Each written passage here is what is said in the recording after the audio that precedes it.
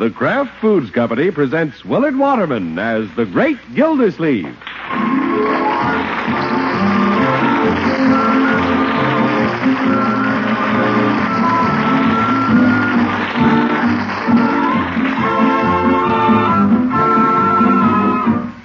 The Great Gildersleeve is brought to you, partially transcribed, by the Kraft Foods Company. Kraft, you know, makes Philadelphia brand cream cheese, the cream cheese that's been famous for quality since 1880.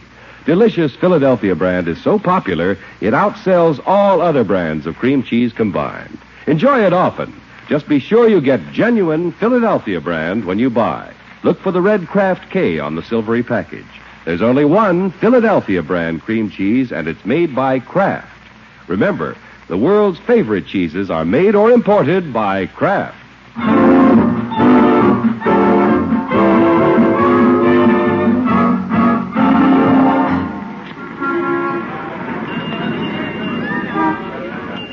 Well, like every city and hamlet at this season of the year, the great Gildersleeve's town of Summerfield is preparing for Christmas. The streets are aglitter with the lights, the store windows are bulging with gifts, and the siren call of jingle bells lures the customers into the shops. And enterprising boys like Leroy are busy devising money-making schemes to heed the call. It's Bertie. Hey, What is it, Leroy? Unc, I got a great idea for making Christmas money. Here's what I'm going to do. Leroy, what are you shouting about? I got a great idea, Marge. Wait till I tell you. Did you call me Leroy? Bertie, I got a great idea. You have? Well, what is it, my boy? Oh, boy, what a great idea. All right. What is it? Well, Unc, you know everybody buys a Christmas tree for Christmas? We know that, Leroy. Well, I just bought 144. 144? Christmas trees? Yep, 12 dozen. What you gonna do, Leroy? Give them for presents? Nah, that's where I'm going to make my big money for Christmas. That's my great idea, selling trees. Leroy, where'd you get the money to buy so many Christmas trees? Well, I took all my money out of the bank. Oh, my goodness. My boy, you didn't have that much money. Well, I bought part of them on consignment. Consignment? Now, that's the term us merchants use when we haven't got much money. Imagine that, 144 trees. Leroy, don't you think you should have consulted your old uncle before going so far? Well, gosh, Unc, everybody buys a Christmas tree. How can I lose? I thought you'd be proud of me. Well, we are, but... I'm not a little kid anymore. I didn't want to ask you for money to buy you a present. Well... I want to buy Marge something, and Bronco and the twins and Bertie. Oh, bless your heart. And I got Babs to think about this year. Yes, of course, you can't forget your little girlfriend. Heck no. And you can't give a girl like Babs anything dinky. Where are you going to put the trees, Leroy? Oh, I forgot to ask you. How about selling them off your lot next door, Marge? Oh, I think that'd be all right. Bronco and I won't start building until after the holidays. Gee, thanks. I'll have them delivered this afternoon. Okay with you, Unc? Well, yeah, I suppose so. Yeah, and when they're delivered, I want you to get the best one. Before they're all picked over, Unc. This year, our tree's on me. Now, Leroy, that's a nice thought. But you can't make money giving your trees away. Don't worry, I'll make money. Oh, say, I gotta have lights on the lot. Where'll you get the lights? From you. Huh? I'll run an extension cord from the house. I'll take the cord out of your study, and then there's a long one on the radio, and then I'll get the one off the washing machine, and there's one behind the couch. If we want to wash clothes or read, we'll have to go over to Leroy's lot. Oh, boy, I'm going to make a mint. Hey, Bertie, can I borrow your little dinner bell? My dinner bell? What are we going to do, eat over that, too? No, but I got to attract customers. I can see Leroy over there now ringing the dinner bell. Mr. Gildersleeve, he's going to sell Christmas trees with a dinner bell. Well, it might help, Bertie. Yes, sir, selling Christmas trees with a dinner bell. Ding dong, Christmas trees, come get them while they're hot.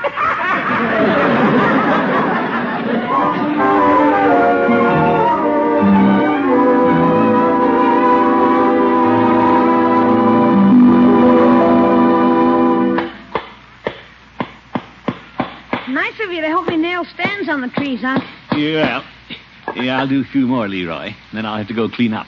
You going over to see Babs' mother tonight, Unc? No, not tonight. There's a Jolly Boys meeting.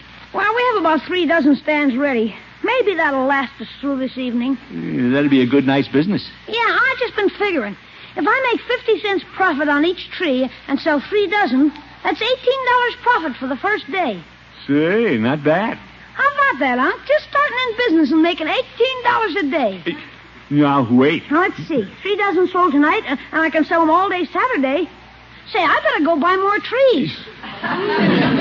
Leroy, wait until you sell your first one. Oh, here comes what could be a customer. It's Babs. Hi, Babs. Hello, Leroy. Good evening, Mr. Gildersleeve. Hello, Babs. How's your mother? Oh, she's fine. Oh, what beautiful trees. It's beginning to look like a forest. Come on, I'll show you around my lot. Will you excuse us, Mr. Gildersleeve? Yeah, go right ahead, kiddies. I have some more nailing to do. Oh, by the way, Unc, Yes, Leroy? you can knock off work whenever you want to. Thank you, boss. What a fine executive that boy is going to make. You see, Babs, I put the little trees in front and the big ones behind so everybody can see my merchandise from the street. Leroy, you're so smart. Well, I'm making $18 a day. Like I was telling Unc, who's working for me now, I may have to buy more trees. In fact, I may have to open up a couple more lots.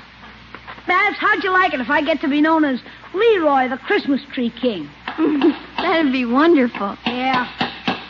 Well, how do you like Leroy's lot, Babs? Mr. Gildersleeve, I'm very proud of Leroy, the Christmas Tree King. Christmas tree what? King. I got plans, Unc, and trees are just the beginning. Next Easter, I may go into lilies. Oh, my goodness. Easter Lily Leroy.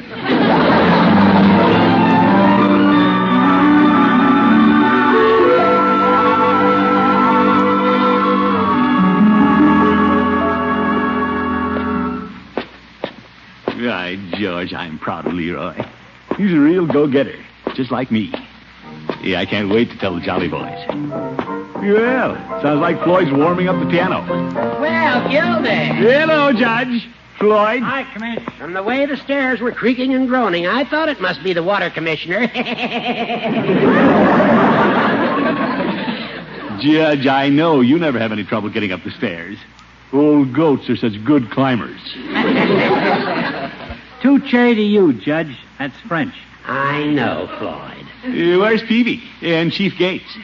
That must be them coming up now. Must be. It's either 2 men or a horse. Hello, fellas. Hello, Chief. Hi, men. We were waiting for you, Peavy. Hello, Mr. Gildersleeve. And hello to all the rest of you, too. Okay. Everybody's here. Is there any business come before the club? Okay. No business. Let's sing. Wait a minute. Floyd, I have some business to bring up. Oh? Are the Jolly Boys going to have a tree again this year? We always do. Certainly. It wouldn't be Christmas without a tree. Well, as long as we're going to buy a tree, I suggest we buy it from an enterprising young businessman of my acquaintance. Who, you? No, Peavy. This Christmas, little Leroy is launching on his first big business venture. Yeah? He's selling trees on Marjorie and Bronco's lot. Oh. The boy bought 12 dozen.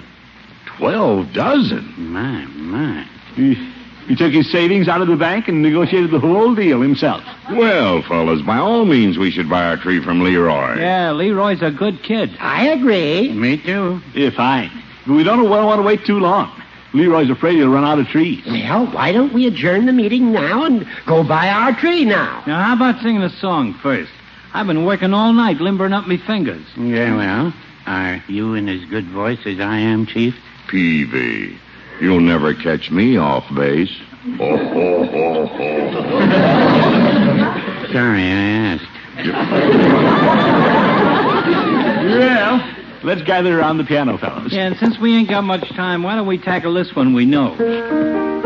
That's a good one. Down by the old mill street. You ready? Down by the old mill stream, where I first met you, with your eyes so blue, dressed in gingham blue.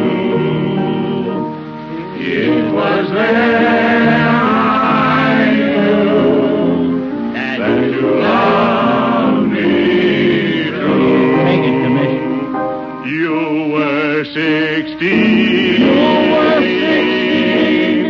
My village queen. My village queen. By the old mill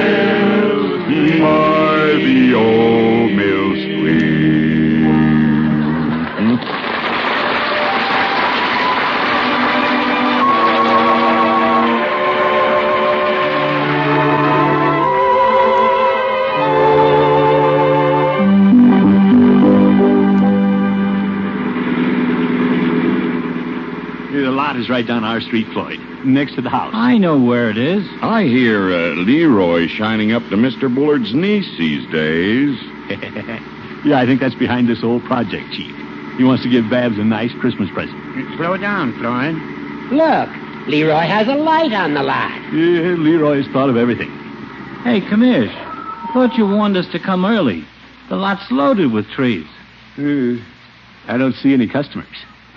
Well, we're here. It's so dark he hasn't recognized us yet. Christmas trees! Christmas trees! Christmas trees! Doesn't sound like he's doing very well. Hi, kid. Leroy, it's us, the Jolly Boys. Oh, hello. Leroy. Hello, Leroy. Nice lot you have, Leroy. It's terrible. How are things going, my boy? All I've sold is 3 trees. You only 3? Well, that's a start. Oh, excuse me, here comes a car. Christmas trees! Christmas trees! Christmas trees! No. The car didn't even slow down. Gee, the poor kid. Something has to be done about this. Yeah. Gosh, how many cars come down this street? Well, we did. And we want a tree for the Jolly Boys Club. Yeah? Hey, Leroy, I've been thinking. I ought to get a tree for my barber shop. Good idea, Floyd. I might be able to make room for one in the drugstore. What do you think of that, my boy? You know, I might just set a precedent and buy one for the inmates of the jail. Always seems a little cold around Christmas at the jail, with the bars and all. Then, of course, we'll all want one for our homes, and I think I'll put a little one on the bench in the courtroom. Well, Leroy, show us some trees. Business is picking up. Isn't it? Oh, you just feel sorry for me. Because I'm a failure.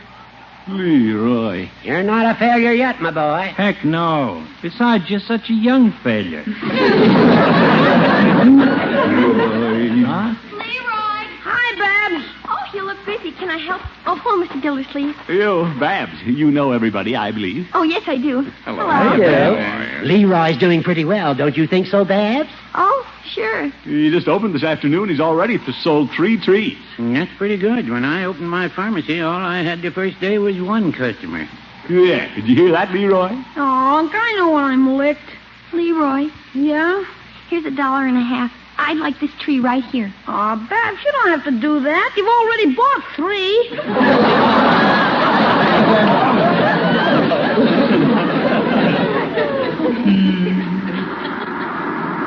Yeah, here's a truck stopping. Leroy, here's a real customer. No, that's just the guy with another dozen trees I ordered. 13 dozen trees. That could be unlucky.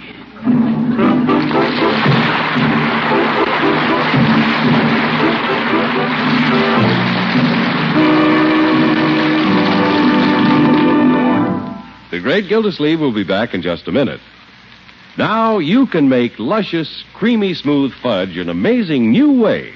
A way that gives you perfect fudge every time. Fudge that's never grainy, never too hard, never too soft, but always wonderfully smooth. And this fudge is easier to make because there's no guesswork, no cooking, no testing, no beating to worry about. The magic ingredient in this new fudge recipe is Philadelphia brand cream cheese. Yes, Philadelphia brand cream cheese.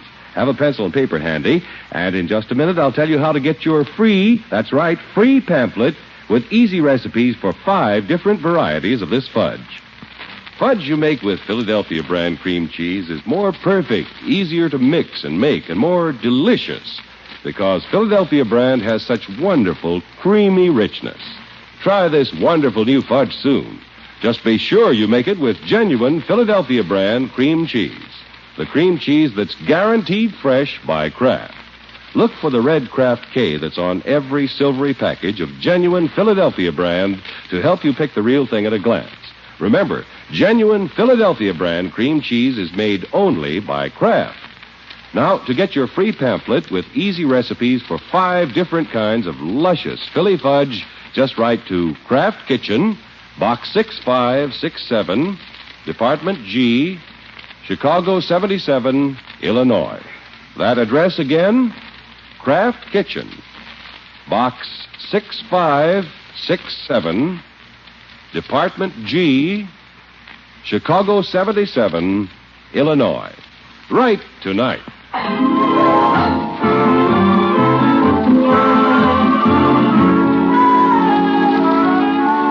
Well, let's get back to the great Gildersleeve.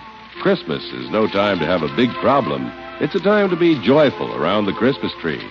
But there is such a thing as having too many Christmas trees, such as Leroy's 13 dozen. Marjorie, come to the window. Oh, what is it, Uncle? Look at Leroy standing over there on the lot. Up to his neck in trees and up to his ankles in snow. And Babs is over there trying to cheer him up. Well, I have to give Leroy credit. He certainly stays on the job. Yeah, he's only sold 5 trees so far. 3 to Babs last night and 2 this morning. He wouldn't let the Jolly Boys help him out. Well, if Leroy gets stuck with all those trees, he isn't going to have much of a Christmas. I'll get it. I'll go to the door, Bertie. Marjorie, may I come in a minute? Why, of course, Babs. Thank you. Let me get some of the snow off my shoes. Yeah, come in, Babs. Good morning, Mr. Gildersleeve. I came in to get warm. Babs, it's very loyal of you to stand by Leroy. I stayed out there as long as I could. I feel so sorry for him. Well, Mr. Gildersleeve, what are we going to do about all those trees? yeah, I'm afraid that's no easy solution. I guess the lot isn't a good spot for business. But we have to do something. Leroy practically admitted that he was doing all this for me. He just wants to give me something nice for Christmas. Oh, now, Babs, Leroy will come out all right. Uncle Mort will see to that, won't you, Unky? Will you, Mr. Gildersleeve? Well, I've been trying to figure out some way to help him. Mr. Gildersleeve, I think you're wonderful. You do? Now I'm beginning to understand why my mother is so fond of you. You say, Paula, your mother is fond of me? Well, I think she is. At least I'm sure she would be if you got Leroy out of this jam. What a little operator. Well, naturally, I'm thinking of Leroy first. Oh, naturally. But I know you think of Mother, too. Well, yes. I'll bet Babs would never get stuck with a bunch of Christmas trees. Babs, Oh, yes, Bertie. I saw you come in, so I fixed some hot cocoa for you and Leroy. Would you like to take it over? Oh, sure, I'll take it. It's good and hot. It's very thoughtful of you, Bertie. In fact, everybody's being so thoughtful. Especially you, Mr. Gildersleeve. Goodbye, Babs. Ta-ta, Babs. You going to help Leroy, Mr. Gildersleeve? Bertie, I've tried to, but he's proud. He doesn't want help. That poor little boy. Yeah, I took the Jolly Boys over to buy trees, but Leroy said they were doing it because we felt sorry for him. That poor little boy. No, Bertie. Look at that poor little boy warming his hands over the cocoa cup. That poor little boy. You know, Bronco and I were downtown and other lots are selling trees. I noticed that, too. They're doing a land office business. But that poor little boy. Please, Bertie. 'Cause them other lots know how to attract attention. They got Christmas music and loudspeakers. All Leroy has is a dinner bell. Mr. Gildersleeve, how'd it be if you was Leroy's loudspeaker? What's this, Bertie? You and them Jolly Boys sing songs. Why don't you sing songs on Leroy's lot? That should attract attention. It certainly should. But it isn't a bad idea, Unky. Right, George, it might work at that. Anything for Leroy. Yes, sir. You bet. I'll round up the Jolly Boys. We may even dress up like those English carolers with long red stocking caps and tassels. But, Unky, won't you men feel a little silly? Well, we'll make Leroy the Christmas tree king, even if we have to be the court jester.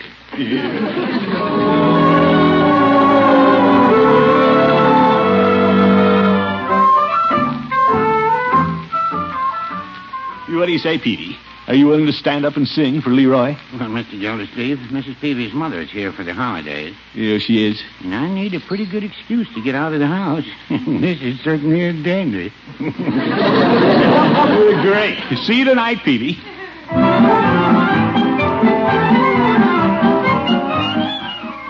It's just a way of helping Leroy meet the competition. What do you say, Floyd? Anything for Leroy, Commish. Judge? Fine with me, Gildy. Shall I bring my flute to set the pitch? You ask me, we need more help than a flute. Well, I thought we'd take the piano from up in the Jolly Boys Club. But, Gildy, by the time we lug the piano downstairs, we won't have enough wind to sing. Hey, why don't we get Chief Gates to send the paddy wagon over for it? Great idea. See you later, fellas.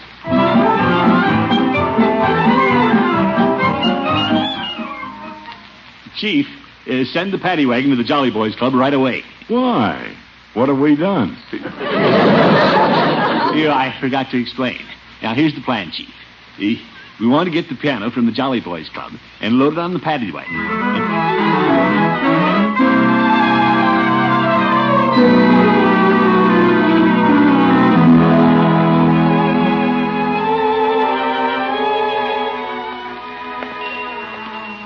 Christmas trees! Christmas trees! Leroy, Yeah, put your little bell away. The Jolly Boys are coming over to help you. what are you going to do? What's that patrol wagon pulling up for? Now, what are the Jolly Boys doing in it?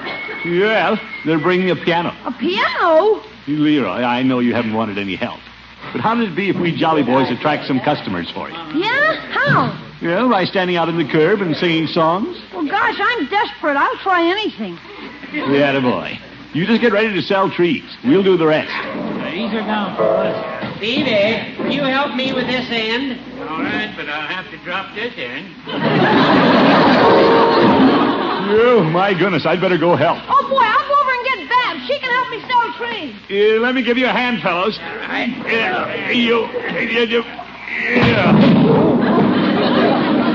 There. We'll leave the piano right here at the curb, Gildy. Then we can gather round it and sing. Good idea, Judge. Right into the street light. Yeah, we need some light to read those carols. Tain't like we was singing for 'em our minds. Right, here comes the chief. Now we can get started. Sorry I'm a little late, men, but I had a few things to take care of. Yeah, that's all right, Chief. Floyd, pick out a good one and let's get started. Okay. Floyd, may I make a suggestion? Yeah, sure. Before you start to play the piano, take your mittens off.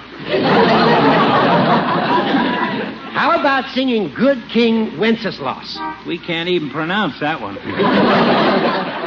Say, look at all the cars passing down this street. Yeah, we must be good. Traffic's picked up. We ain't even opened our mouths. I wonder where they're coming from. Well, fellas, that's why your chief of police was a little late. I had to put up a few detour signs. Oh. Right, George, Chief. You're all right. Good evening, gentlemen. Well, it's Birdie. Hiya, Bertie. Good evening, Bertie. I thought you'd like some hot coffee. Well, that's mighty thoughtful, Bertie. You're fine, Bertie. Put it on the piano. We're about to sing a song. Yes, I think I'll listen. Come on, Babs. Hey, look at all the traffic. But nobody's stopping. Well, they will. Okay, fellas, deck the halls and make it good. Deck the halls with boughs of holly. Like this. Tis the season to be jolly. God, we are King of Barrel Wait a minute. Wait. Does anybody feel something's wrong? I was on key. Gosh, the cars aren't stopping. They're just going by faster. Gildersleeve, it was such a good idea. Why isn't it working? Well, Babs, Maybe we weren't singing loud enough. Bertie, you know music. What's wrong with us? I don't think Bertie likes it, eh? Well, Mr. Gildersleeve, maybe you gentlemen don't know that one so well. Why don't you try Jingle Bells? Well, gosh, Uncle, let's do something while the traffic's heavy. We're trying, Leroy.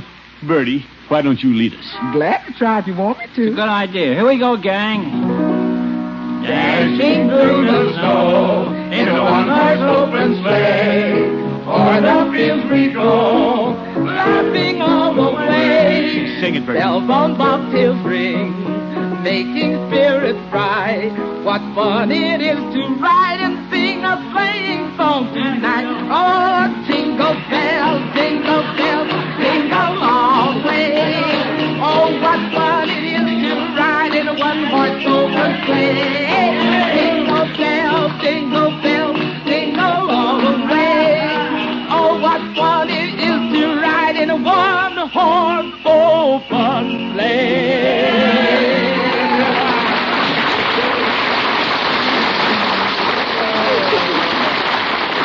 Wonderful, Bertie. Just wonderful. Hey, couple cars stopping. Leroy, a lady wants to buy this tree. Sell it to her, Babs. I got another customer. Okay. Somebody wait on me. Hey, they're starting to come in. Well, now that the people are stopping, we Jolly Boys should sing a song. Well, no, I wouldn't say that.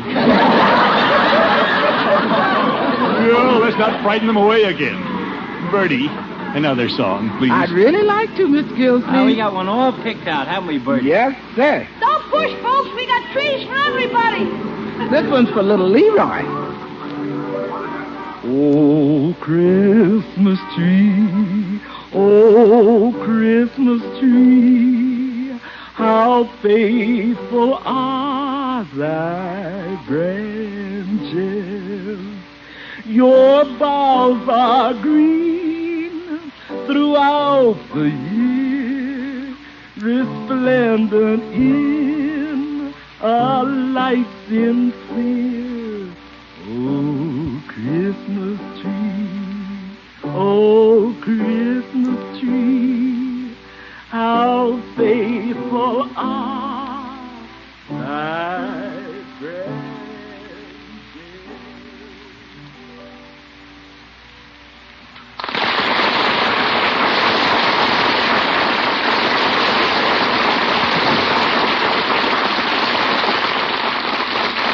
The great Gildersleeve will be with us again in just 30 seconds.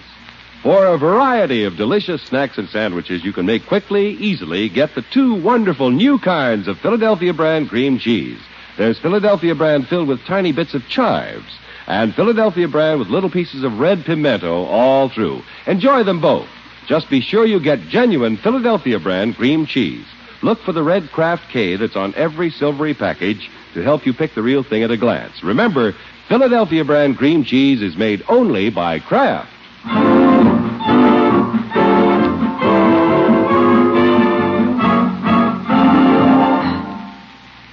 This is Gildersleeve again, folks. In the past, at Christmas time, our show has featured the story, Why the Chimes Rang. Many of you have written asking to hear it again this year. We're happy to know you enjoy this story as much as we do. So be with us next Wednesday for our Christmas program. Till then, good night, everyone.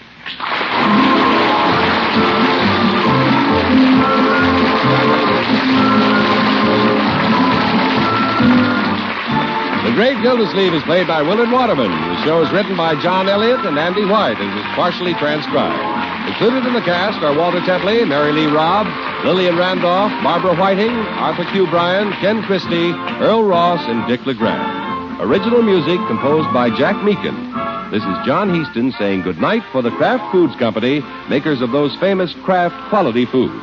Be sure to listen in next Wednesday for the Gildersleeve Christmas Story.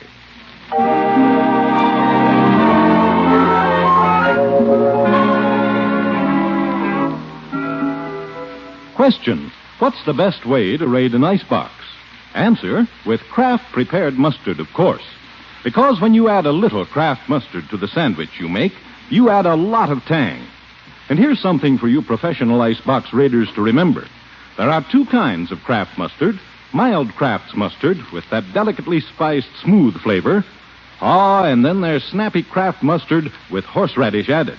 Have both kinds on hand. Then you won't meet up with a dish, but what you'll have just the mustard to add a lot of tang.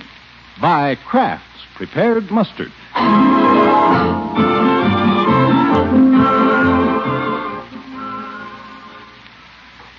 Groucho Marx, you bet your life. He's next on NBC.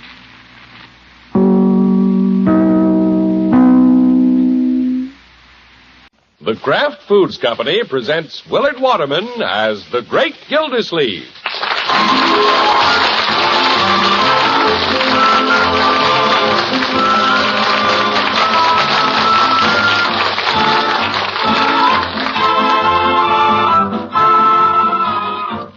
The Great Gildersleeve is brought to you, partially transcribed, by the Kraft Foods Company.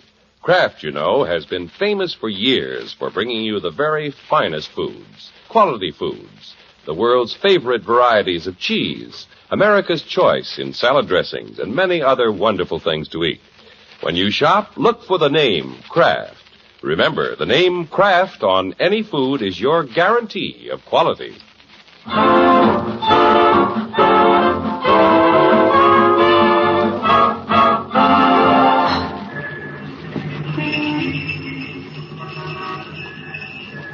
Well, it's a crisp, cold night in Summerfield. Here and there, a lighted Christmas tree glows warmly in a window. Holly wreaths have begun to appear. The ground is white with new snow, and it's still falling.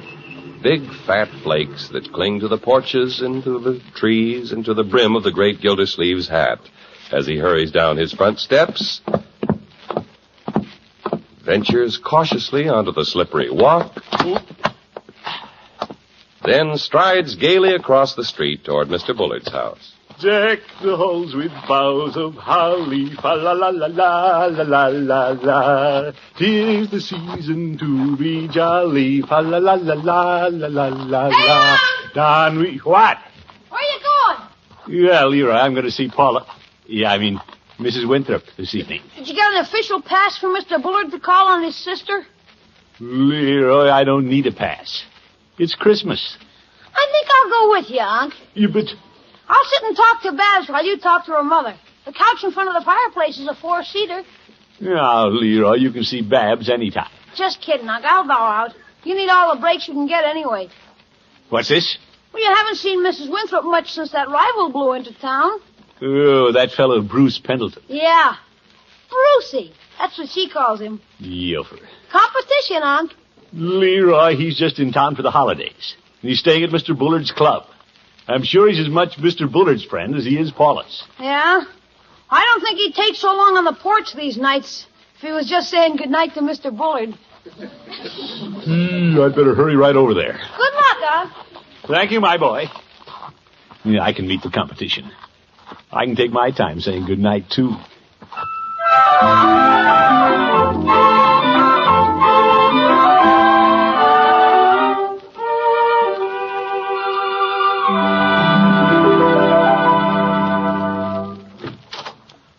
Well, Throckmorton. Hello, Paula. Come in. Oh, my, it's snowing out, isn't it? It's just a little. Oh, Yeah. Look at you. You have a big snowflake right on the end of your nose. I do? Well, cold nose, warm heart. Here, let me take your coat. Yeah, thank you.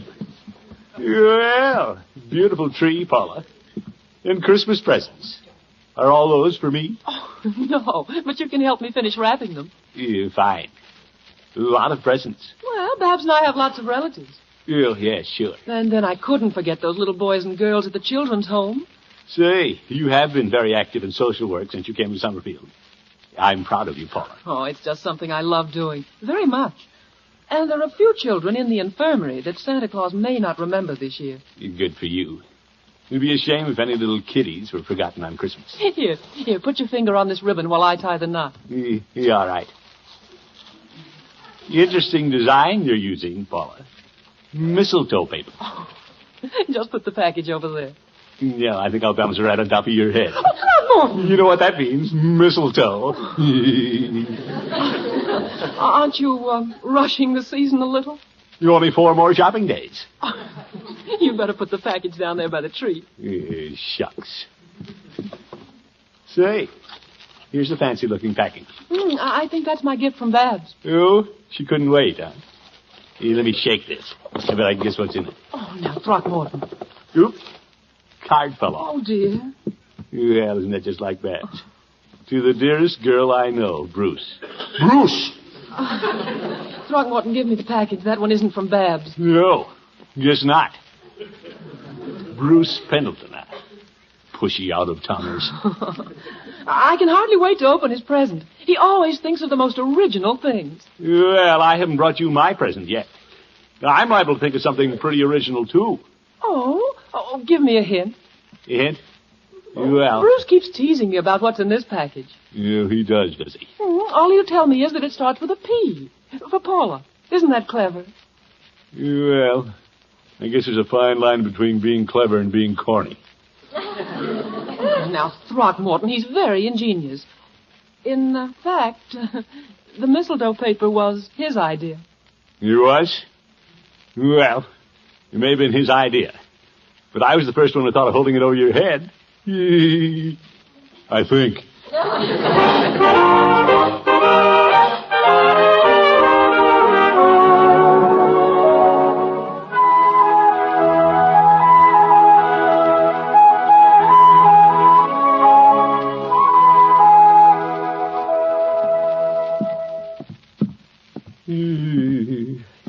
Couldn't sleep last night.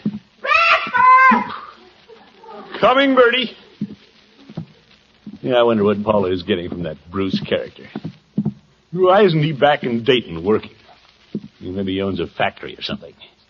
Well, I'll have to go him one better. Good morning, Unky. Hi, Unc. Good morning, children. You.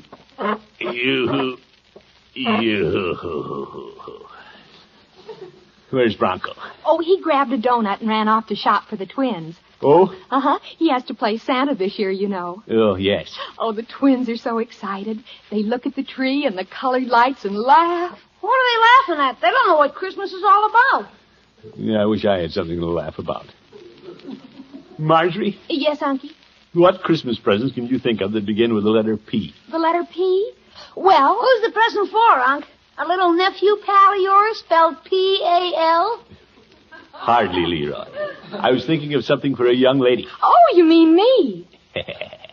You will get around to you children later. There's a present under Paula Winthrop's tree, and it starts with the letter P. I'm trying to figure out what it is. Uh-huh. It's her present from Brucey, isn't it? Well, yes. Well, if it's from your rival, why do you want to know what's in it, Unky? Well, I don't want to give her the same present. I'd like to give her something a little better. Well, if it starts with a P, maybe it's perfume. It's a big package. Have to be pretty cheap perfume. I'll bet it's a Palomino pony. Leroy. Like some hot coffee, Mr. Gildersleeve? Thank you, Bertie. Could it be perfume? No, sir. This is coffee. Yes. Bertie, we're trying to think of some gift a woman would like, starting with the letter P. Something for a woman? How about petticoat? He wouldn't dare. Any other ideas, Bertie? Well, it could be something for the kitchen. Let's see, pot, pan, percolator? Bertie, this is a present for Mrs. Winthrop. Yes, sir. And you say it starts with the letter P. Oh, I got it, Mr. Gildersleeve. You have? I know something she likes. Philadelphia cream cheese. Oh, my goodness. What a crafty answer.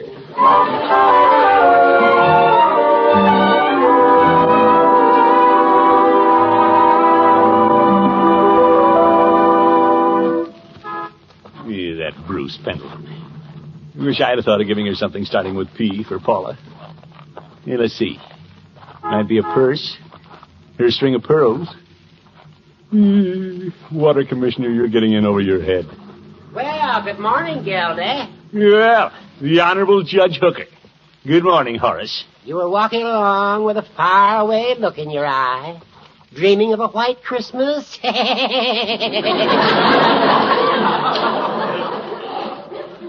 You old goat. Yeah, I'm trying to get an idea about a Christmas present for Mrs. Winthrop, Horace. Oh? Well, I came down to hear the Craft Choral Club. They're going to sing under the community Christmas tree. Oh, yes. Let's get a little closer. Yeah. I've been so worried about Paula's Christmas present, I almost forgot they were in town. They came all the way from Chicago, Gildy. Yeah, I know, Judge. Say, there's a lot of them. Wonder who makes the cheese while they're on tour. Shh. They're about to sing. Ladies and gentlemen, at this Christmas season, it is our pleasure to present the Craft Choral Club under the direction of Gerhard Schroth.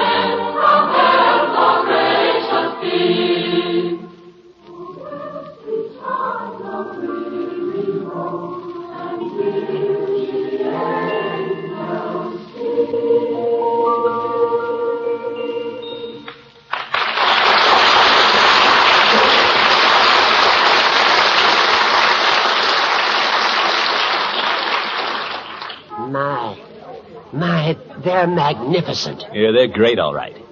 I think I'll try to find something for Paul in a hurry and come back. I'll wait here, Gildy. In fact, I may go up and sing with them. Please, not that, Judge. They didn't come all the way from Chicago to hear you cackle. Now, Gildy. Wait, they're going to sing again.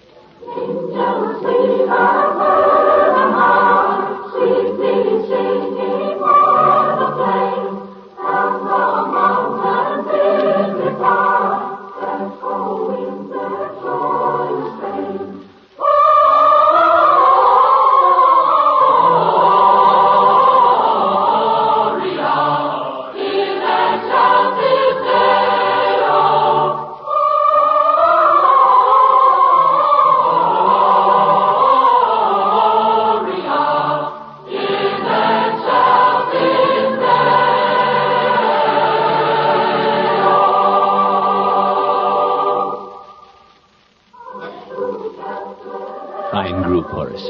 Yes, it's beautiful. Nothing like the carols at this time of year. They warm the cockles of my heart and send the Yuletide spirit coursing through my veins. Quiet, Horace. Listen.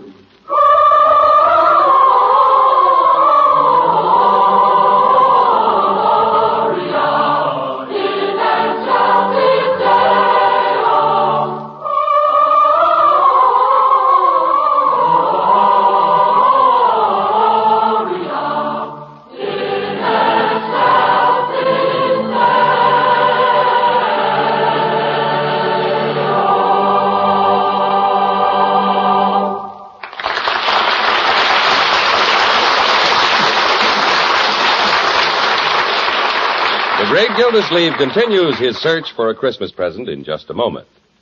Again this year, as the holiday season approaches, the makers of Kraft Quality Foods wish you all a very Merry Christmas and a happy and prosperous New Year. During the year now drawing to a close, we have appreciated the confidence you have shown through your purchases in all the fine food products which your grocer has brought to you from Kraft. You may be sure that Kraft products will continue to merit your confidence in the future, as they have in the past, and that the Kraft name on any label will continue to be your guide to the very finest in foods. Again, we say Merry Christmas and a Happy New Year to each of you from all the men and women of Kraft. Now, back to the great Gildersleeve.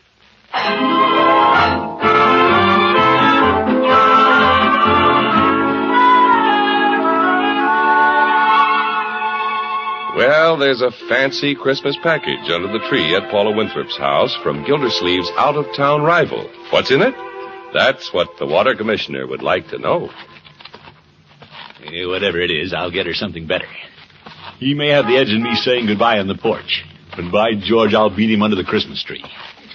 Yeah, I'll go all out. Hello, Peavy. Hello, Mr. Gildersleeve. What can I do for you this afternoon? Yeah, I'm looking for a Christmas present, Peavy. For a lady. Something extra special. A gift for Mrs. Winthrop, is it? You bet. That sneaky Pendleton fellow bought her something that looks pretty nice. And I'm going to go him one better. I'm going to get her something so beautiful and so clever, it'll make him look silly. My, giving you trouble, is he? Well, I guess Paul is impressed with the guy because he came all the way from Dayton to see her. Well, that does take more of an effort than just walking across the street the way you do. Any ideas, Peavy? Well, you might go to Dayton and come back.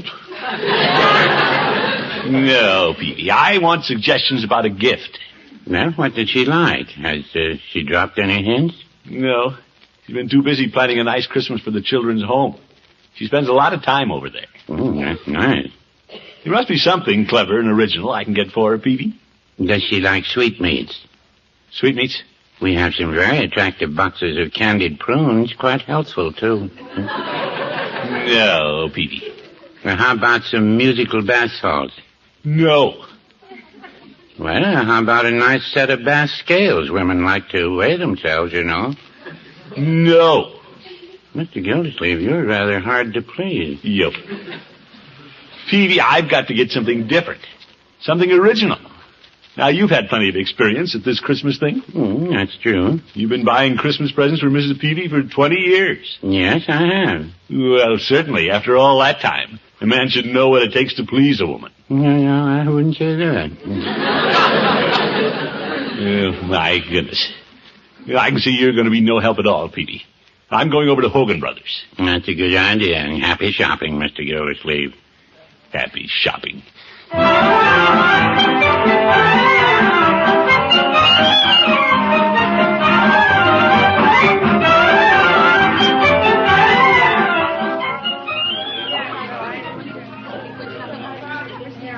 Oop. Elevator's crowded. Ooh, what a mob in these stores. Why does everybody wait till the last minute to buy presents? Whoop! Watch that umbrella, lady. Second floor, phonographs, radios, toys. Out on 2, please. Come here, please.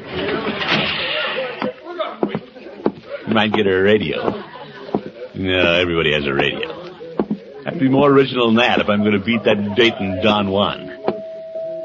Christmas won't mean a thing to me unless I outdo him. Well, cute toys up here. Oh, is that you, Mr. Gildersleeve? Yeah, hello, Bertie. What are you doing up here in toys? Oh, I got a lot of little nieces and nephews I have to buy for. Oh, yes. They don't have much, so when I show up every Christmas with my arms full of toys, they think I'm some pumpkin. Yeah, I'll bet they do, Bertie. Say, what if I showed up with an armful of toys for those kiddies at the children's home? The ones Mrs. Winthrop is so fond of. Oh, them children would think you were some pumpkins too, Mr. Gildersleeve. Well, I guess they would.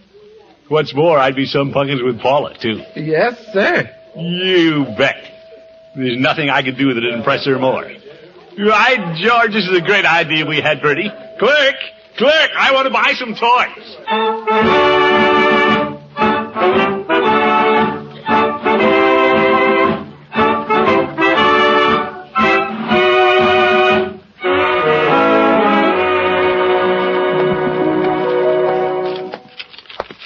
I wonder where all the kids are. Paula's car is parked out in front. But, say, I'll bet she's in the infirmary. Well, I'll walk in on them, pass out these toys to the little kiddies, and tell Paula this is my Christmas present to her. What can she say? Except that I'm the greatest guy in the world.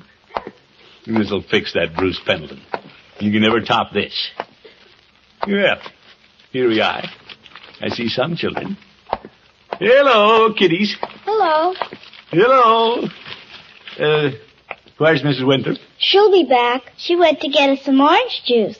Oh. Where are all the rest of the children? They got taken downtown. They did? Yeah, to see the big Christmas tree. All that were able to go. I see.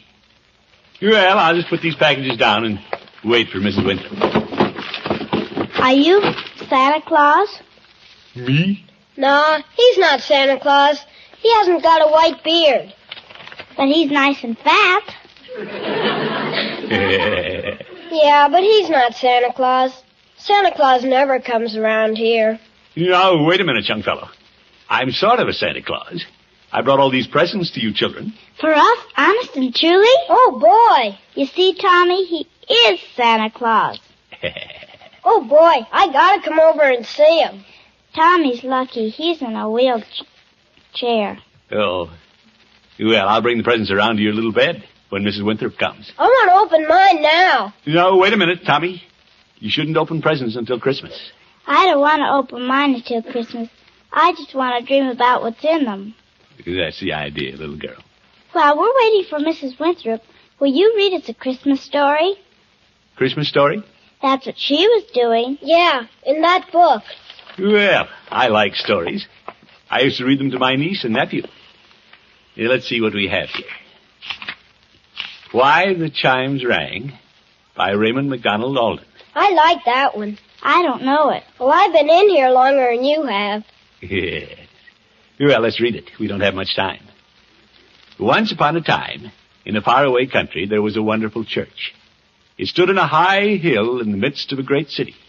And every Sunday, as well as on sacred days like Christmas, thousands of people climbed the hill to its great archways, looking like lines of ants all moving in the same direction. They don't allow ants in here. Stop interrupting, Tommy. Yes, you must listen, Tommy. Now, all the people knew that at the top of the tower was a chime of Christmas bells. They'd hung up there ever since the church had been built, and were the most beautiful bells in the world.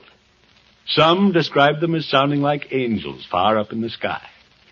Others as sounding like strange winds singing through the trees. But for many years, they had never been heard. Why didn't the bells ring? Well, we're coming to that.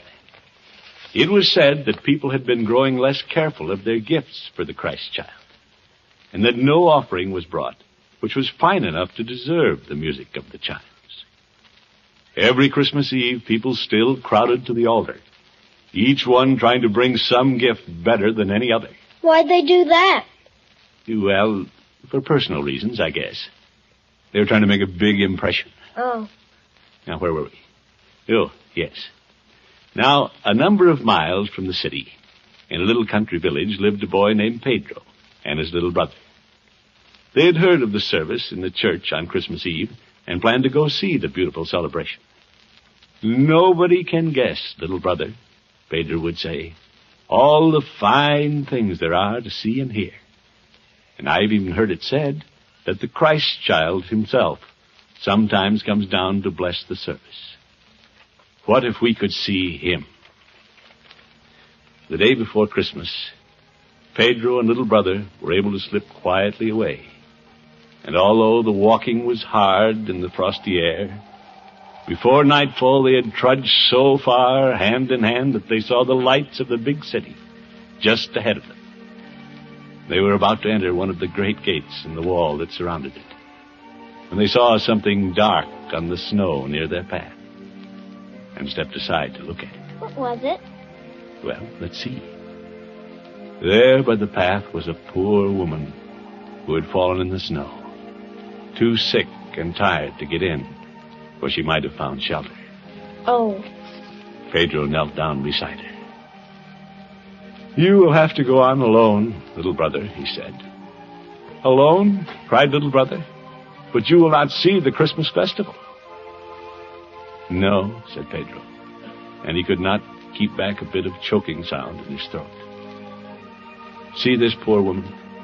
Her face looks like the Madonna in the chapel window, and she will freeze to death if nobody cares for her. But I cannot bear to leave you and go on alone, said little brother.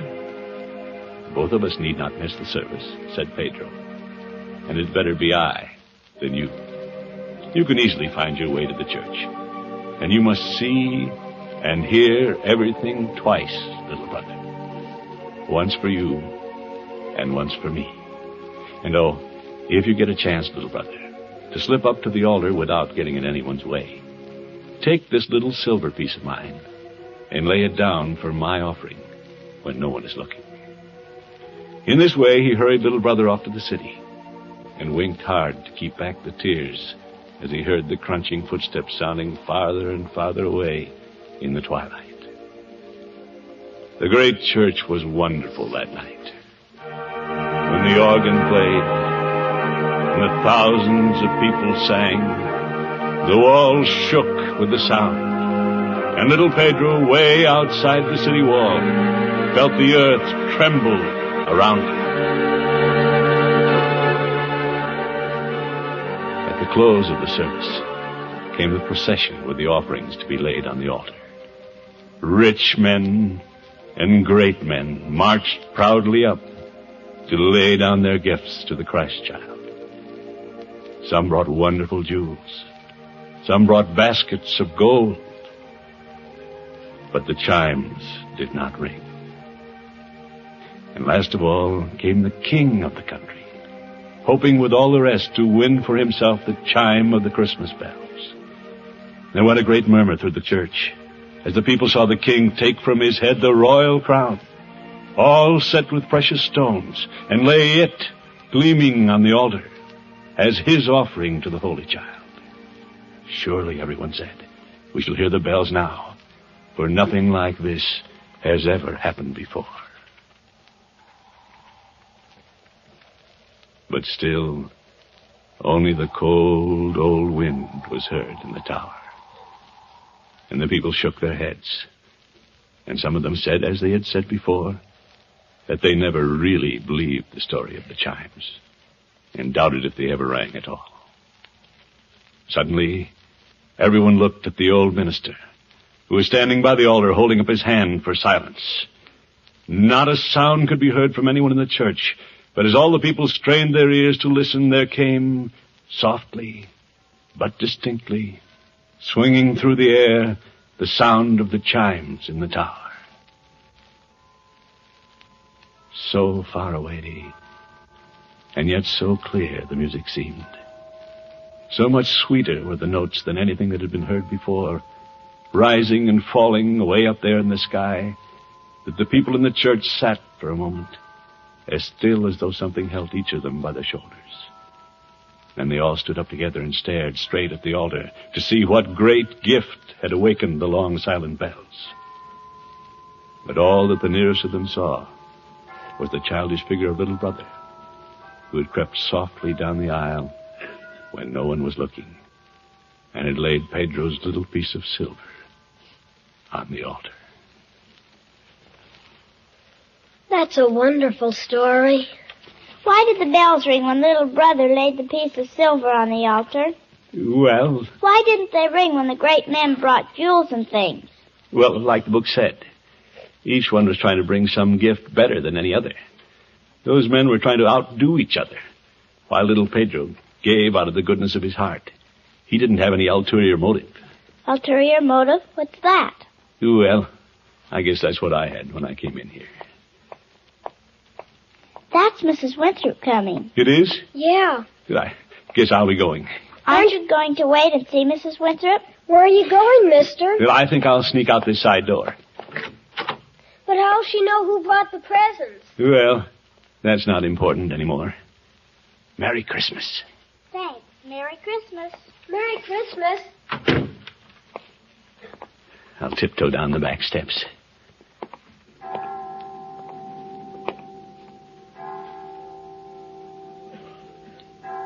Well, 5 o'clock. I didn't know the children's home had chimes.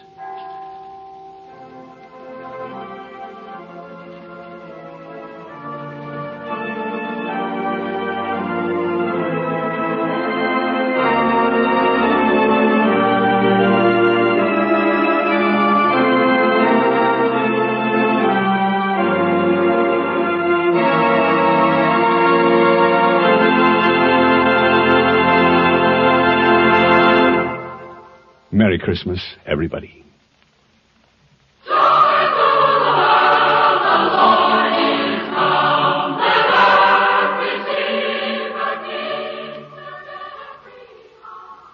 Portions of the preceding program were transcribed. Groucho Marx, you bet your life, he's on NBC.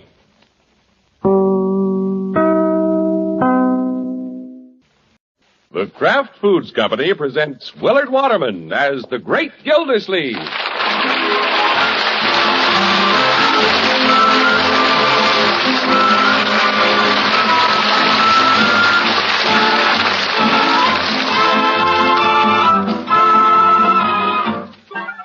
The Great Gildersleeve is brought to you, partially transcribed, by the Kraft Foods Company. Kraft, you know, makes Philadelphia brand cream cheese, the cream cheese that's been famous for quality since 1880. Delicious Philadelphia brand is so popular, it outsells all other brands of cream cheese combined. Enjoy it often, but remember, there's only one Philadelphia brand cream cheese, and it's made by Kraft. And you know, the world's favorite cheeses are made or imported by Kraft. Later on in the show, I'll tell you exciting news about the wonderful free offer Kraft is making.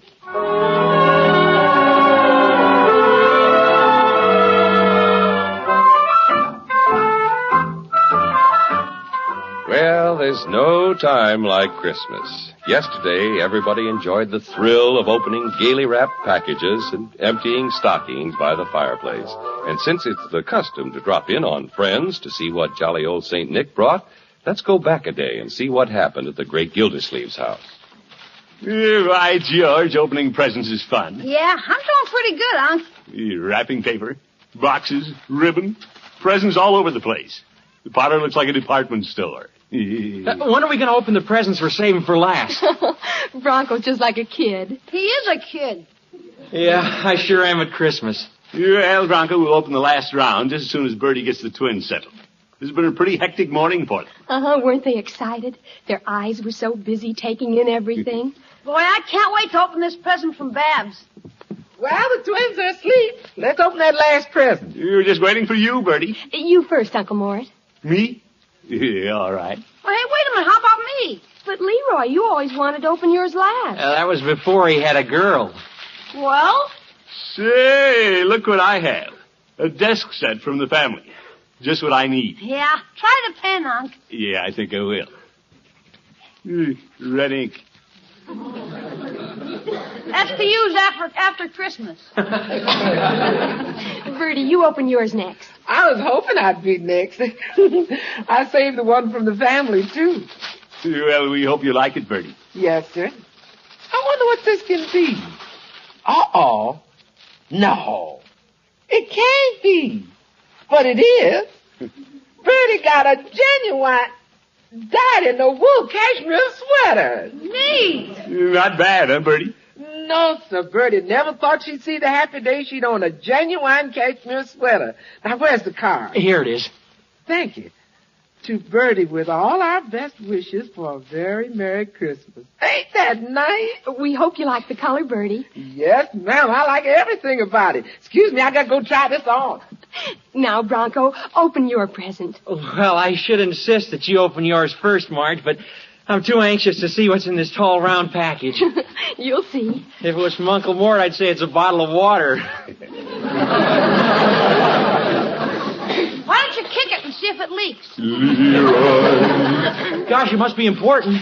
It's well wrapped. Well, all I'll tell you is that it's something for our new house. Yeah, Marge and I decided we'd be practical this year. We're giving each other something for the house. Fine. You're a very sensible couple. Well, look what my sweet wife gave me. A keg of nails. Nails? Oh, for corn's sake. Hey, nice. Oh, thanks, Marge. Just think, Bronco. When we're in our new home, we'll know it's held together with the nails I gave you for Christmas. Yeah, the roof over our heads will be held together with nails of love. This is sickening. Let's get on with the presents. You, Marjorie? Shall I bring it out from behind the tree? Will you, Unky? You bet. And you, right here. You. It's bigger than I am. Heavier, too. Let me give you a hand. Yeah. Oh. There. What do you think it is, Marge? Well, it must be something for the house. I can't imagine. Maybe it's the whole house. Oh, Leroy. Yeah. There we are. Take the wrapping off, Marge. Well, here goes. Oh, Bronco, you darling. What did he give you, Marge? What is it? A door.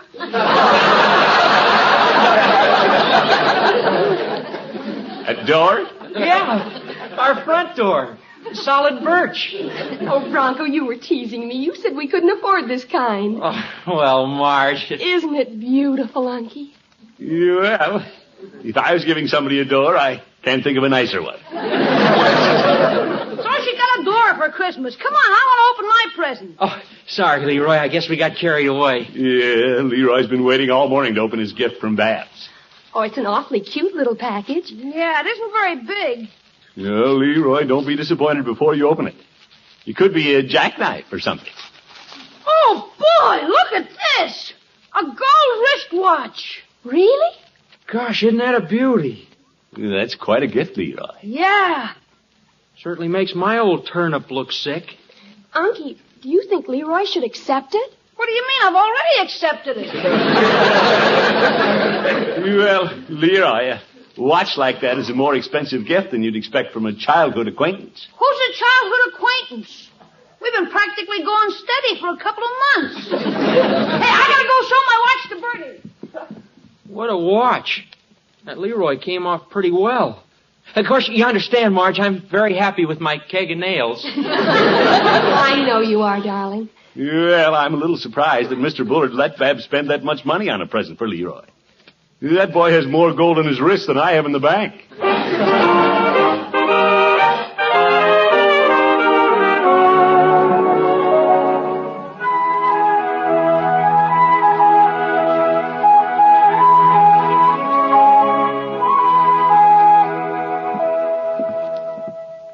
Good morning, Bertie. Morning, Miss Gildersleeve. Am I too late for breakfast? No, sir, but the others did beat you out this morning. Yeah, it's always difficult to get started for the office the day after Christmas.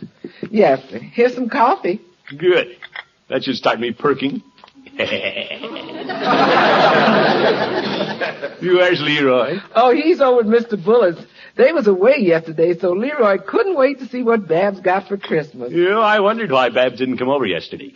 He left here at 8:56 and 22 seconds, according to his new watch. That watch came as quite a surprise to all of us, Bertie. Yes, sir. There was a lot of surprises around here. A keg of nails, a door, and a genuine cashmere sweater. But that watch, that topped them all. Well, Bertie, I'm not one to encourage expensive gifts for kids who don't know the value of money. Babs isn't to blame. It's Mr. Bullard. It is? You shouldn't have let Babs buy Leroy anything so expensive in the first place. No, sir.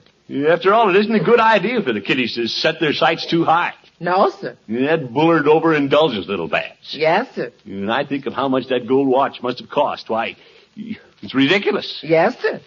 Of course, it's not my problem. No, sir. The watch does fit Leroy's wrist. If Mr. Bullard feels he has money to throw around and wants to toss a little this way, I'll be big about it and let Leroy catch it. Yes, sir.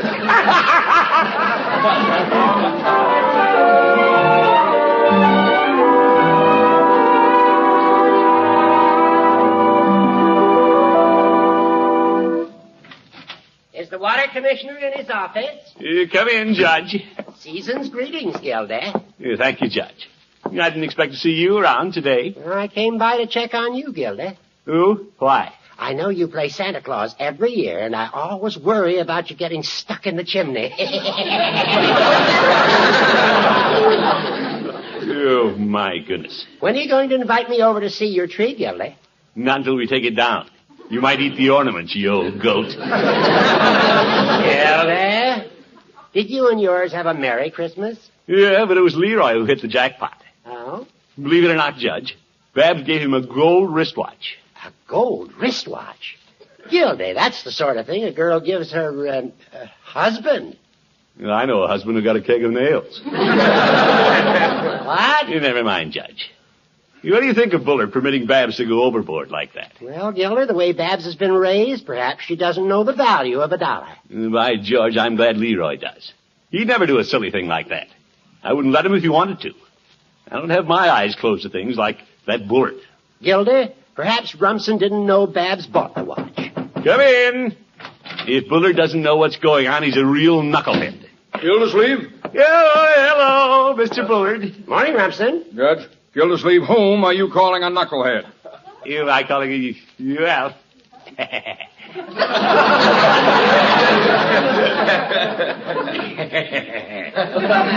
Speak up, laughing boy. No, Mr. Bullard. Speak up. Don't be mealy-mouthed. I heard you. Well, you heard me anyway. I was just telling the judge it was silly of you to let Babs give Leroy such an expensive present. Oh? Rumson, I suggested that perhaps you didn't know Babs had bought Leroy the watch. Yeah, that's why you're a knucklehead. Yeah, I mean... Gildersleeve, I have news for you. You do? Your Leroy gave my Babs this 3-foot string of pearls. A 3-foot string of pearls? I didn't know that. Knucklehead. Leroy must have spent all the money he made selling Christmas trees. Mr. Bullard, Babs has to return those pearls. And Leroy has to return the watch. Now, gentlemen, if you ask me... Nobody asked you. But if Quiet, you old goat. Well, I see my advice is unwanted. This is a conversation for knuckleheads.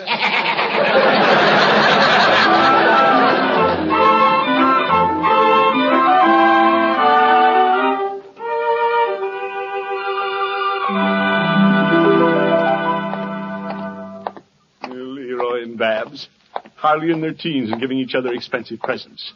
These pearls must have cost Leroy $35 or $40. Well, by George, he'll have to take them back.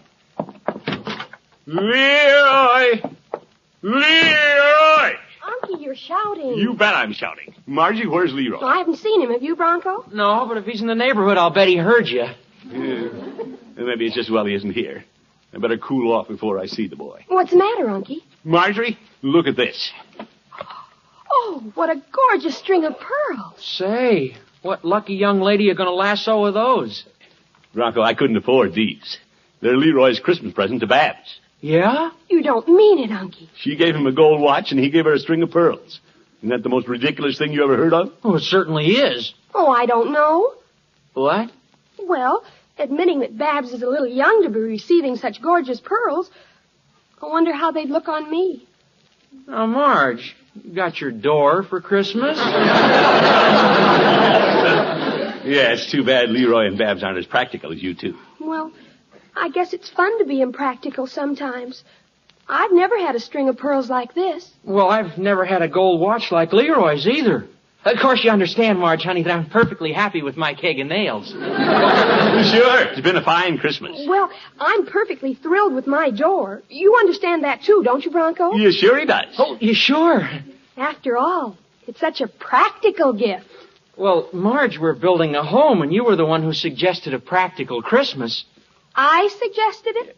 And you'll have to go a long way before you find anything more practical than that keg of nails you gave me. Bronco Thompson. No, kiddies. It was your idea to give something for the house, you and your silly budget. Silly budget? If it wasn't for my budget, our bank account would look pretty silly. Children, please. Uncle Mort, I'm not a child. Children get pearls. And gold watches. Uncle Mort, do you know what Mr. Practical Bronco did the other day when we were shopping? No, but... I held up a nylon stocking to show him how sheer it was, and what do you think it reminded him of? What? Looking through a window pane that he could buy for the same amount of money. Now, Marge, wait a minute. So how should I expect pearls? Well, why should I expect a watch? Bronco didn't get a watch for Christmas, but he's sure getting the works.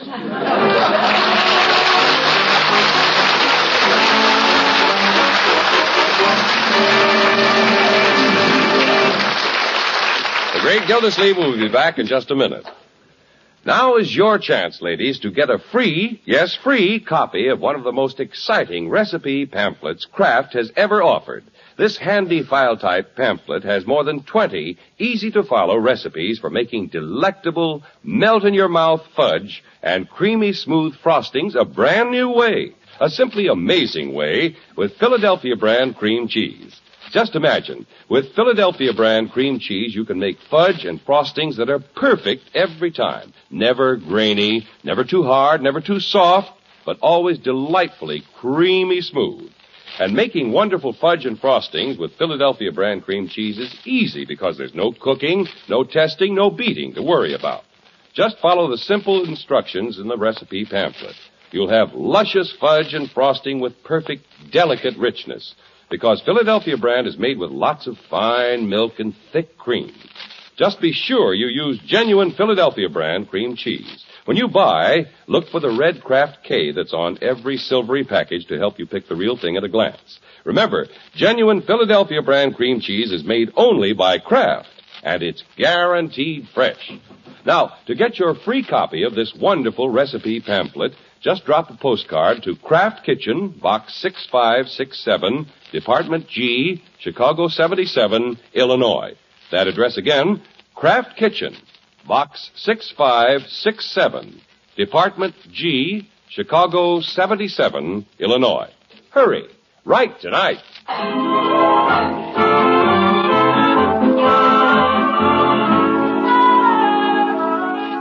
Well, the great Gildersleeve and his family had a wonderful Christmas. But the day after, complications started to develop.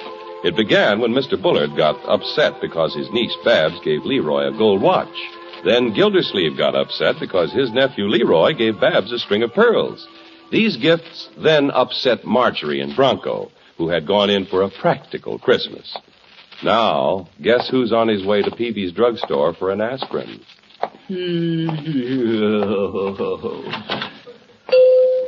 Hello, Peavy. Oh, hello, Mr. Gildersleeve. What can I do for you today? Give me a box of aspirin, Peavy. Very well. You're figuring up your Christmas bills already, are you? I've had a bigger headache than that.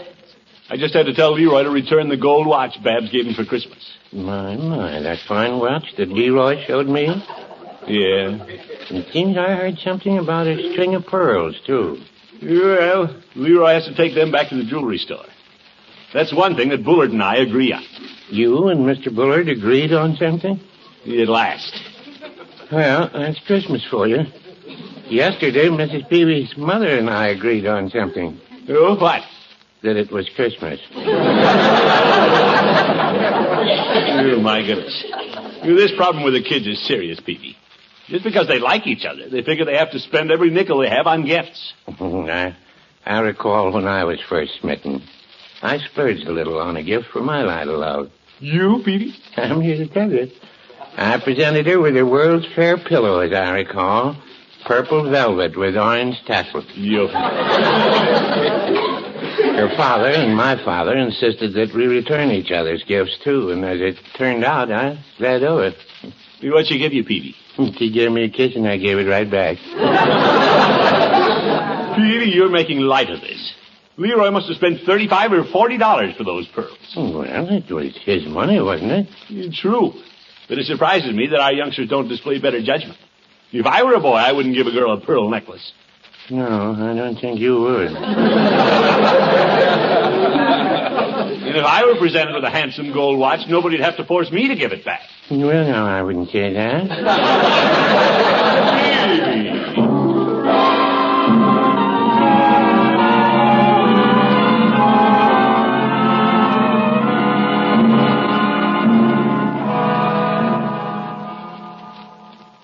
Gee, Babs, I'm glad you came over.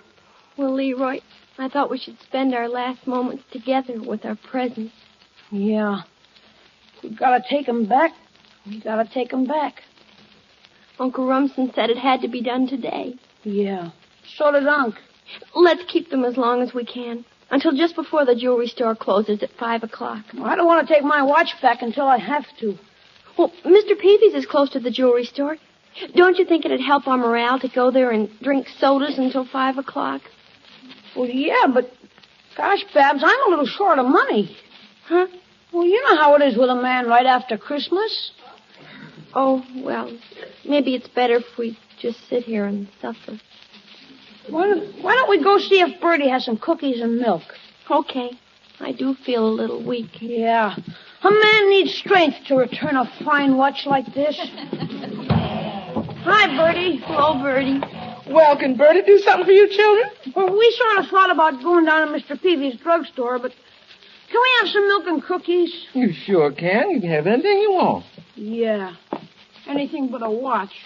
And a few pearls. You poor kids. You two got faces long as Miss Marjorie and Mr. Bronco.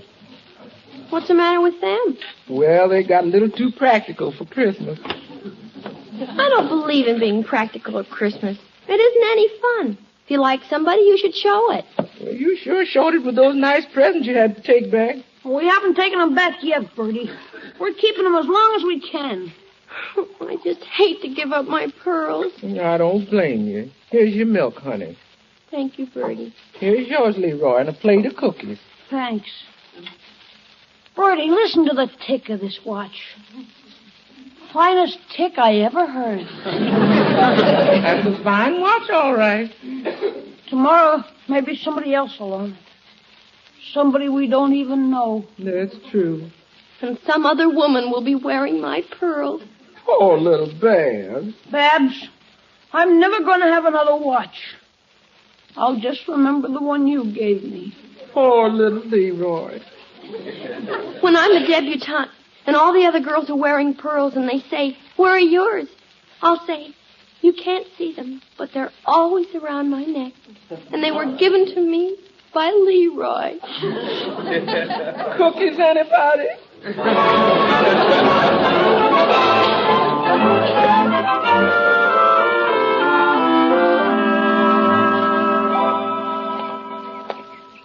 I wonder if I did the right thing.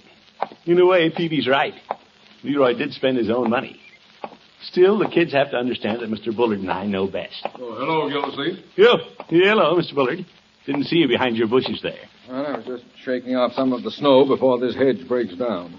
Oh? And incidentally, keeping an eye out for Babs and Leroy. Well, I was thinking about the kids myself. It's nearly 5 o'clock. I suppose by now they've returned those expensive baubles. Yeah, too bad they weren't more practical, like Marjorie and Bronco. Marjorie and Bronco? Yeah, they gave each other something for their new home. She gave him a keg of nails, and he gave her the door. The door?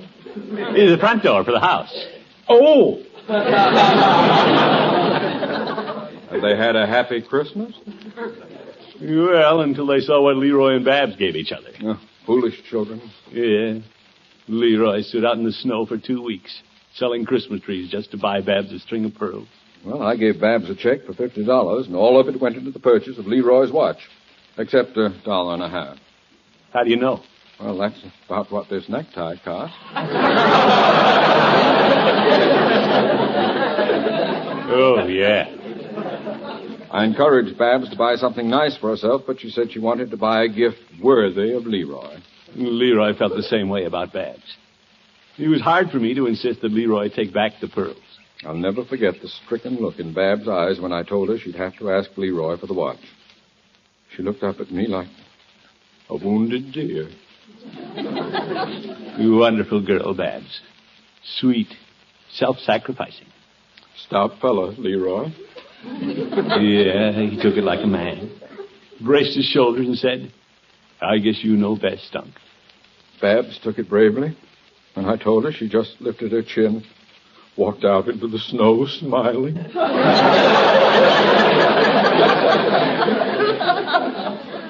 Too bad.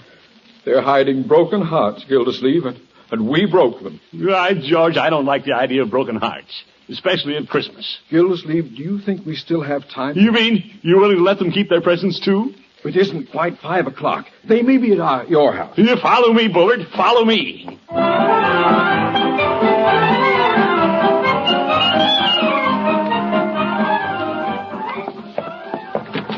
Well, I hope they're here, Gildersleeve. Yeah, I don't see them anywhere. Bertie! Bertie! What's all the commotion? Oh, hello, Mr. Bullard. Bertie, have you seen Babs and Leroy? We have to find them, Bertie. All is forgiven. They can keep the presents. That's nice, gentlemen, but you're too late. We are? Oh, no. You're too late. You're closing the barn after the horse is gone. Yeah, but, Bertie, we've thought it over. Yes, sir, you're too late. You're closing the barn after the horse is gone. Yeah, but... Mr. Gildersleeve, you know what you are? Yes, Bertie. That's right. You're too late. You're closing the barn after the horse is gone. I'm sorry, gentlemen. Well, Bullard, we're too late. Yes, the horse is gone. I'd better be going, too. Well, we've done a nice, big, fat job of ruining the kids' Christmas. You sit in Unc's chair, Babs. Thank you, Leroy. Listen, Gildersleeve. And I'll sit over here. They're still in the house, Bullard. Then we're not too late. Leroy! 19, 20, and 5's 25. Leroy! Babs, dear. Oh, hi, Unc. 26, 27. Babs, what are you doing? Excuse us, Uncle Rumson. We're counting our money. Your money? Bullard, we are too late. Poor unhappy children. Who's unhappy? 28, 29. What's this, Leroy? We were broke, and now we're loaded. 30, 35. But, Babs, we were going to let you keep the necklace and the watch. We had the fun of getting them for Christmas. Now we can spend the money again. Shrewd girl. Come on, Babs. Let's go down to Mr. Peavy's and have a soda. Oh, I'd love it. We haven't been downtown all day. So long, Unc. Bye, Uncle Robinson. Goodbye. Ta-ta. Well, what do you make of that? Well, wait a minute, Gildersleeve. If they haven't been downtown all day, they couldn't have taken those presents back to the jeweler's. So that's right. Where'd they get the money? Oh, hello, Unky. Mr. Bullard. Good evening, Marjorie. Marjorie, you're wearing pearls. They're a gift from my husband. Beautiful. Uh-huh, and he's taking me out to dinner this evening. Hurry, Bronco, darling, we'll be late. No, he won't. It's only 5:15, according to my new gold watch.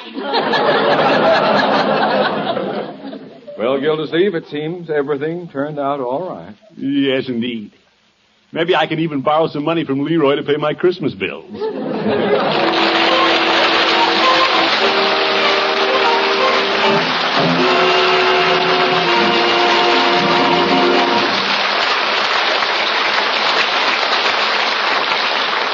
The great Gildersleeve will be back in just a minute. Remember, ladies, write tonight for your free pamphlet with more than 20 exciting recipes for a perfect, luscious fudge and creamy smooth frostings you can make easily without cooking with Philadelphia brand cream cheese. Just drop a postcard to Kraft Kitchen, Box 6567, Department G, Chicago 77, Illinois. That address again, Kraft Kitchen, Box 6567, Department G, Chicago 77, Illinois. And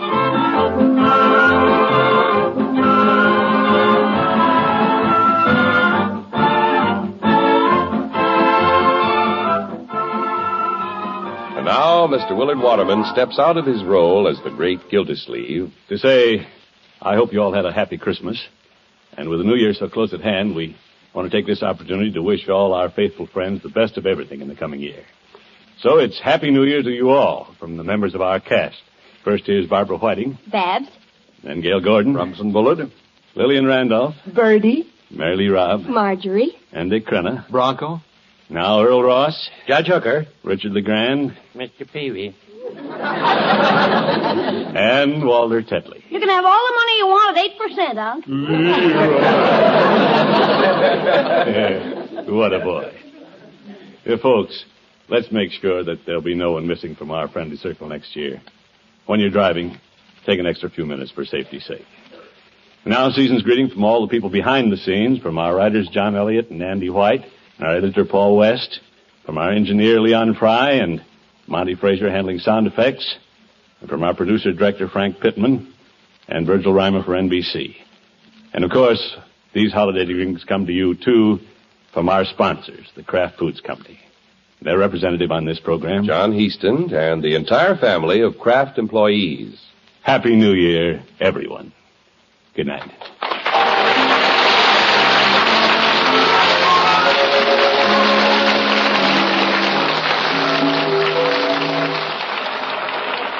You know, it takes three things to make a sandwich. The bread, then meat or cheese or egg, whatever you like best in between.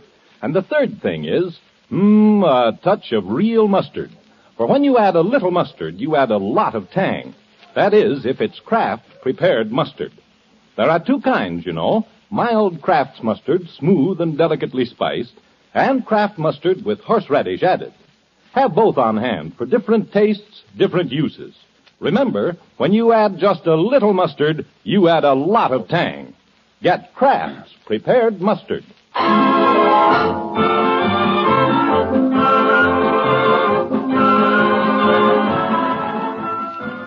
Groucho Marx? You bet your life. He's next on NBC.